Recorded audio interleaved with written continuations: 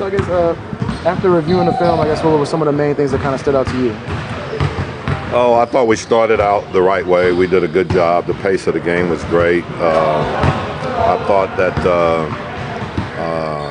we got to do a little better defensively in our one-on-one defense. The pace of the game was there, and then I thought we kind of hit a lull and slowed down a little bit where, it's not who we want to be. But at the end of the day, they made plays down the stretch, and then we didn't quite make the plays down the stretch that you had to win the game.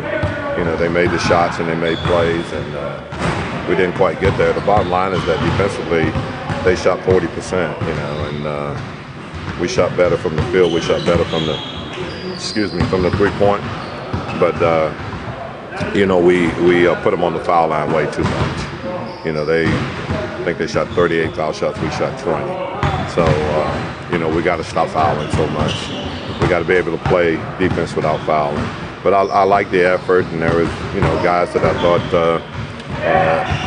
did a good job and shined. And then obviously there's areas, like I said, that we've got to get better in. Coach, the numbers showed that when Lonzo was on the court, the pace was almost 20 points higher, field goal percentage was almost double. Why didn't he play in the fourth quarter, and why was there such a big difference when he was off the floor? Well, because I thought that group that was in there was doing a good job, and once again, it's one game. I don't think you can judge anything from one game. So we like him on the floor. We think he's going to be great, and like I said, it was one game, and I don't judge anything from one game.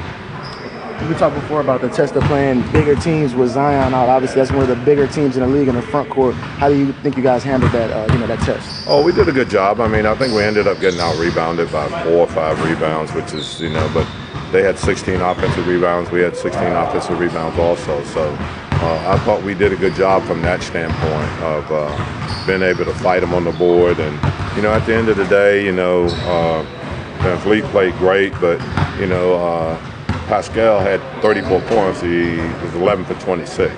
So we did a good job from the field goal percentage, but we put him on the line, and then obviously giving up 6 offensive rebounds and having him have 18 offensive rebounds were,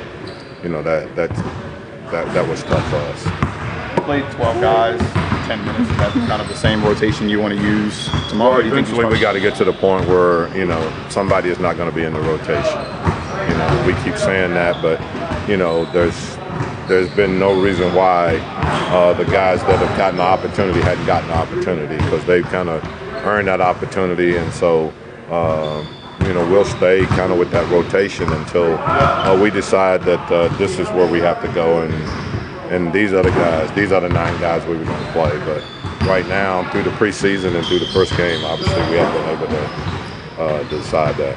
Is that a good problem or kind of a bad problem when you think about this? Oh, I think it's a good problem in a way, but I mean, eventually there's going to be guys that's not going to play, and obviously they'll be upset about it, but that's all a part of it. Like I said, if we're going to be a great team, then guys are going to have to accept that, and knowing that the opportunity could, would present itself again, and you got to keep yourself ready to play.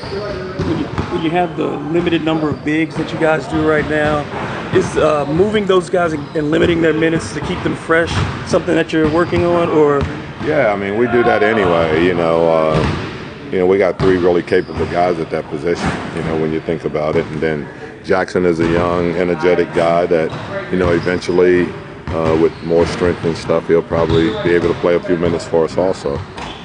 Nickeil is obviously someone who you've mentioned has a lot of maturity, but obviously with that maturity comes he himself holding himself to a higher standard. But it was clear he got frustrated the other night and a little bit frustrated now. But how do you kind of coach him to? Oh, he'll be okay. I think it's always tough. You play your first NBA game in front of 60 family members, and you're going to press a little bit. He's 19 years old, and he just pressed a little bit and. Took some quick shots and things like that. But, I like him from the standpoint of his mentality is that he feels like he belongs and he should be out there, and all of that will work out for itself. But, you're 19-year-old, you're playing back in your hometown, really, not that far away. And, and you're playing in front of 60 family members, you're going to press a little bit. What do you think it's going to take to get Derek going the way you need him to on both ends?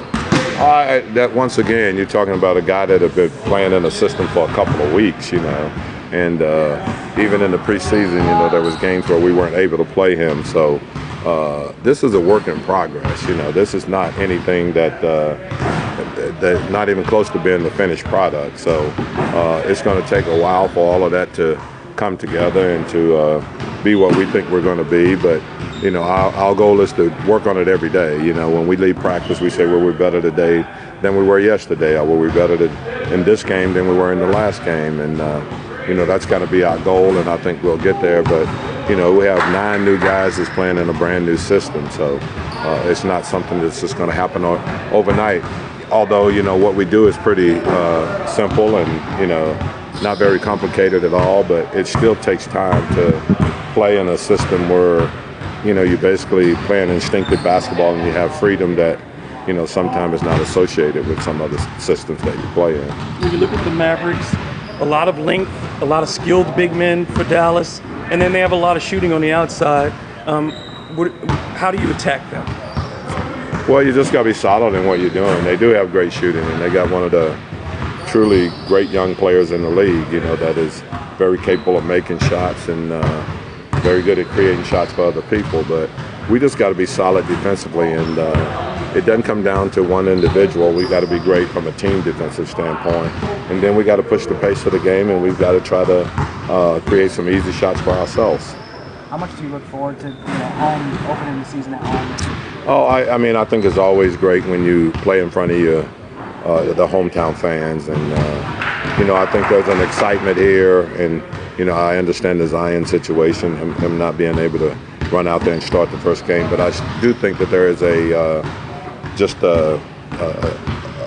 there's an energy in there that I have not seen since I've been here. So I think that we'll have a great crowd, and they'll be very supportive, and we got to give them a reason to come back. Would you expect Zion to be there tomorrow? Yes, I do. Did you talk to, it was a curtain raiser season, Zion's been with y'all training camp. Did he express to you how bizarre or strange it was for him to watch his team on television and the big NBA opener there? Did he say how strange, and did he feel down at all because he just had surgery? Well, I didn't really talk about that, and I know that he was, he's pulling for the guys, and, obviously he would want to be out there, not going to be out there. But one thing about that kid, and I keep telling you guys, he's very supportive.